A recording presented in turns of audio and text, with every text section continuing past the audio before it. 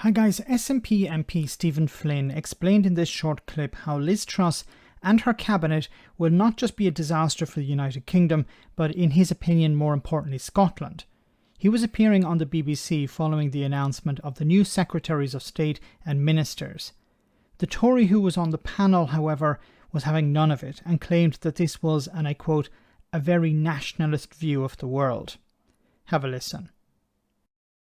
If she governs how she has campaigned over the summer, she will be a disaster, not just for Scotland, but for all of the UK. I'm afraid to say I think that's true. And if you just look at the announcements of our cabinet in the last day or so, it kind of reflects that. You know, we've got a Chancellor who said that UK workers are lazy. We've got a Chancellor who said that UK workers are lazy. Well, what he's talking about here, of course, is Britannia Unchained, which was a book published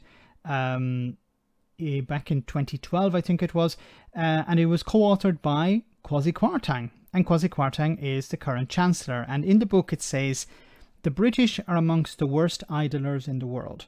We work among the lowest hours while we retire early and our productivity is low, whereas Indian children aspire to be doctors or businessmen. The British are more interested in football and pop music. But let's continue. Got a Home Secretary who doesn't respect human rights. A Home Secretary that doesn't respect human rights. This is from August. It says here, UK must curb influence of European human rights rules, says Braverman. And of course, she's now the Home Secretary. We have a Secretary of State for Energy who's a climate denier, and now we have a Secretary of State for Energy, which is a climate denier. This, of course, is Jacob Rees-Mogg. Climate alarmism and doomsayers. These are quotes from Jacob Rees-Mogg when he's talking about climate change and global warming. Yes, this is the new energy secretary or business secretary as well. This is going to be the guy who's going to deal with an energy crisis. Somebody who doesn't believe in climate change. Wonderful. Have a Secretary of State for Northern Ireland who appears, as I understand it, to be a massive Brexiteer, and yet he's the one who's... Yes, he's a massive Brexiteer. This is Chris Heaton-Harris. If we go down to how he's a massive Brexiteer, he was the chair of the European Research Group, the ERG, a group of Eurosceptic MPs from 2010 to 2016. So yes, you have a Brexiteer, a senior member of the ERG, now the Northern Ireland Secretary of State. Obviously somebody who doesn't understand the consequences of Brexit in Northern Ireland.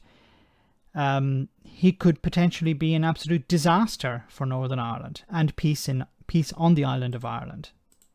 Is going to have to negotiate a solution to the Northern Ireland Protocol. Of course, Liz Truss is going to be a disaster for the UK, but more importantly, she's going to be a disaster for the people of Scotland, people who did not elect her and who have not elected the Tories since 1955. How's it going to go?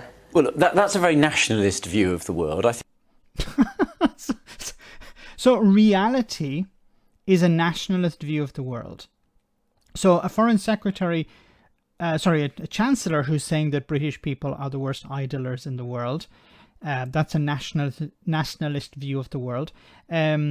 A Home Secretary who wants to tear up human rights is a nationalist view of the world. Jacob Rees-Mogg being a climate change denier is a nationalist view of the world, and a Brexiteer being Secretary of State for Northern Ireland is a nationalist view of the world. You can sort of understand why the Scottish people didn't vote for the Tories since the 1950s, because this is their attitude. Rejection of reality. And the sad reality is that the Scottish people did not vote for this cabinet, did not vote for Liz Truss, but they have no choice in the matter. They have to like it and lump it. And my question would be to the opposition parties in Scotland, not the Tories, but the other opposition, not the SNP, but the Labour Party and the Liberal Democrats. What are the Scottish people supposed to do here? What is their way out?